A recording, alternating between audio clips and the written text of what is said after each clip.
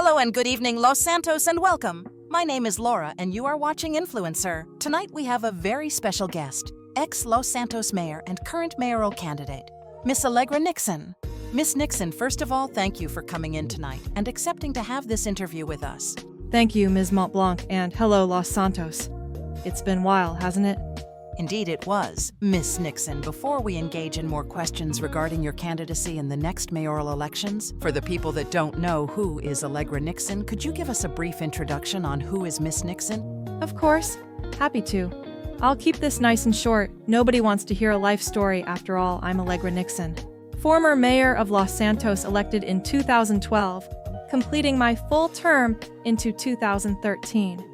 A rarity at the time, and apparently something that's still rare even now. It is indeed a rare thing now. What made you want to run for a second time, more than 10 years later? In my last term, I managed to solve a great many problems faced by Los Santos. It was my honor to serve, and I am very much hoping to do so again. We'll inject more into your manifesto, Miss Nixon. You've had a lot of points to cover. Business, public safety education, and much more. We'll go in step by step, starting with our first question about transparency and community engagement. You've mentioned in your manifesto that there will be direct consultation with the public. Obviously, with the previous administration, there was no community reach out. Do you think public feedback would influence future policies if you make it to office? I have watched City Hall slip back into the same silence we fought so hard to break a decade ago.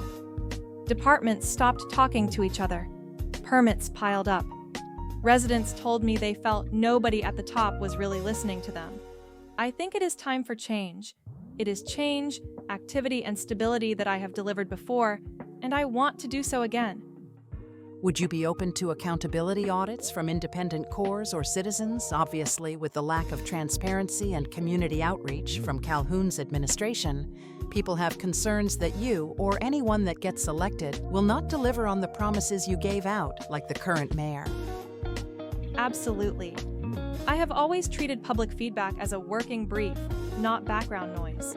During consultation and before I wrote my manifesto, I made it clear that if someone presents a better idea, if I were to become mayor, I would hold regular open-door office hours and live Q&A sessions, publish plain language summaries, and invite public feedback whenever necessary. Not only that, but I would revive the advisory council that seats agency heads alongside civilian councilors. When residents show us something is not working, I will not wait for the next campaign cycle to fix it. Policies must breathe and adapt, and the people who live with the results deserve a direct say in how we adjust them. Yes, I can absolutely understand why the citizens would feel this way. Fully. And yes, I would actively welcome independent audits. I want to publish as much information as possible to the public whenever key decisions are being made. I also want them to know the effect of those decisions. Transparency is only meaningful if outsiders verify the data, however. If elected, I would publish our key decisions, our work, and our progress. The public should not have to rely on trust alone. They should be able to see the evidence. And if they can't, if they are worried or concerned that something is being brushed under the carpet, yes, independent oversight is welcomed, just as it should be. Moving on to a more, well, some would call it a controversial topic nowadays in Los Santos, and that is public safety. You said that you wanted to re-energize cooperation between the two law enforcement agencies and the fire department. How are you planning on doing that exactly? Yes. It's a tale as old as time.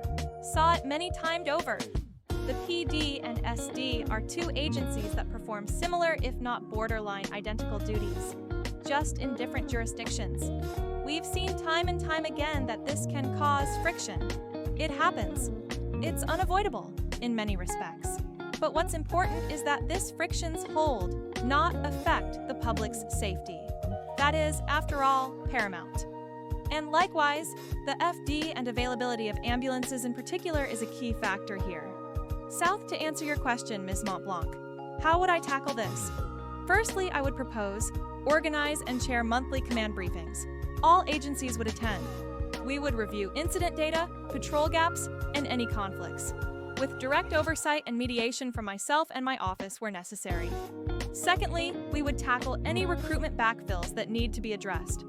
All 3 services have vacant positions. Some are in more dire need than others. City Hall can streamline this process and help out by ensuring that the public knows the merits of these positions, ensuring adequate pay for those in such areas of work, and ensuring that they know that these are jobs which truly do make a difference to everyone's lives. Let me be clear, none of this requires reinventing the wheel. It requires the mayor to show up, convene the right people, and keep the process moving. This is exactly what I did in 2013, and is exactly what I am ready to do again. I want to jump back real quick on the whole pushing on more recruitment and filling vacant spots. In all 3 agencies, as you may know recently, the LSPD has faced a huge backlash with numerous lawsuits going against the department for use of excessive force, violation of rights, and more. With your recruitment drives, how will you ensure new hires meet high standards of professionalism, especially amid concerns about excessive force or misconduct? You see, this is why I love investigative journalism. An excellent point to bring up, Ms. Montblanc. Before I answer, I need to be clear on something. The city government and the LSPD and other agencies are set in a delicate balance, whereby the city does not have direct control over every single means in which they operate. Some candidates may not be aware of this, but it is the truth. In essence, the PD, SD, and FD are mostly free to govern themselves. City, it can influence, it can mediate, it can put directives in place. But that does not mean that it is powerless to act in the face of what you've just described. This concern is exactly why recruitment, in my view, has to be about standards first and numbers second. I would advocate for rigorous screening. Every candidate should clear a full background check and assessment before they even reach the gates of the academy. If elected, I would insist we keep the bar high and publish such criteria so that the public can see there is no shortcutting. I realize I'm rattling on here. So, let me summarize. Our monthly agency briefings would cover any such concerns. If the public raises any concerns, they would be aired, they would be actioned, and if there are any clear outcomes to such proceedings, disciplinaries or the like, the public deserves to know. The public needs to know. We'll move to a different topic in your manifesto, that is the Second Amendment and the rights to arms. You've proposed to lower the licensing fees for firearms by 30%.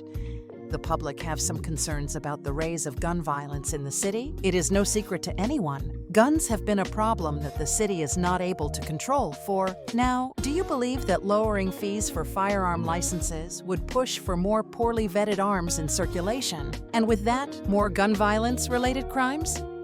This is always a contentious point, absolutely. Let me be crystal clear. The lowering of the fee does not equate to lowering the bar. Right now, the process is so expensive and bureaucratic that many ordinary citizens skip the system altogether. That pushes demand toward the black market, where there is zero vetting, zero safety training, and absolutely no record of ownership at all. My proposal keeps every safeguard in place, the background check, and the high standards in particular. We simply remove an excessive cost barrier so that responsible buyers stay within the bounds of the law. I would want to monitor this, of course. I want to know whether this change has an impact on the number of crimes committed using licensed firearms. If it goes up, if we see that this move simply puts arms in the hands of those who would abuse the right, we change. Just as it should be. We remain informed by the data. We remain flexible, putting citizens' safety first. You've mentioned education in the city. Is it barely functional? And most of the children in the city suffer from lack of educational institutions, especially in specified locations within the city, like the South and the East Side. Will your program focus more on these sides of town? Or it'll be equally distributed through all parts of Los Santos? Yeah, this is really sad. Genuinely. 10 years ago, we even had an active college university here in Los Santos. Education has been left by the wayside. Kids these days, it's no longer that so many turn to a life of crime. We have to teach them that there are other ways, better ways. To answer your question, Ms. Laura, I believe the problem is systemic. Citywide, no matter where you live, education is hard, if not impossible, to come by. We really do have a huge job to do here. Huge. We have to revitalize the system, attract charter schools, pair up with industries that offer apprenticeships, put Los Santos back on the map as a city that produces an excellent skilled workforce. This is no small job, I'll not lie to you, but we must get the ball rolling. That is why my manifesto mentions this point. We incentivize, we sort our site approvals as priority, and we do everything we can to bring life back to education in this city. Why do you believe charter and vocational schools are the solution? Why not reform the public education system? Public schools, universities, and such? I see charter and vocational schools as the quickest way to put classrooms and workshops where they are needed right now. The traditional public system is barely functioning. Reforming it from the top down will take years, years that young people, right now, simply don't have.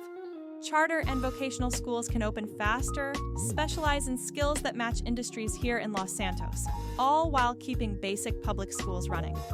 Again, I'll be clear, we're not abandoning the public system. We're simply streamlining a means of ensuring that our current students get access to the education they need. A mayoral term is a short period of time. We can and will set the ball rolling on these longer-term solutions, but we will not ignore those in need right now. Miss Nixon, I know you have a busy schedule. We'll finish up this interview with a couple of questions. While everyone agrees that Dallas Calhoun's term in office was not as glorious as he promised during his campaign, not achieving any of the promises he delivered, will be able to deliver on all the promises you proposed in your manifesto? Yes. Over-promising and under-delivering. A crime in the world of politics. This manifesto I've built was based on direct feedback from the citizens, but is also had something else. Realism. The lens that only someone who has done the job before can put on a task like this. I know what is realistic and what is a pipe dream. Nothing in my manifesto is a fantasy. Everything is feasible and deliverable. I hope very much to be sat here in several months' time, Ms. Laura, telling you that we met all of those goals and perhaps added even more achievements in along the way. Currently, there is only one more candidate in this mayoral election, Kenneth Muldoon. What do you believe sets you apart from Mr. Muldoon in this race? Yes, Mr. Muldoon. I had the pleasure of meeting him a few days ago, actually. I will clarify. I commend anyone who aims to get into the world of politics. It is not the most exciting line of work, so good on him for putting his hat into the ring, so to speak. However, what sets us apart? My track record. I have already served a full term as mayor and kept City Hall functioning. The advisory council, joint agency briefings, and all the other proposals in my manifesto are points which I have either spearheaded directly or which come directly from that experience. Mr. Muldoon speaks in broad goals. I respected anyone prepared to serve. I offer solutions, activity, visibility, and stability, backed by experience and full openness. That is the difference. Miss Nixon, well, I would like to personally thank you for accepting our invite for an old-fashioned interview with our media.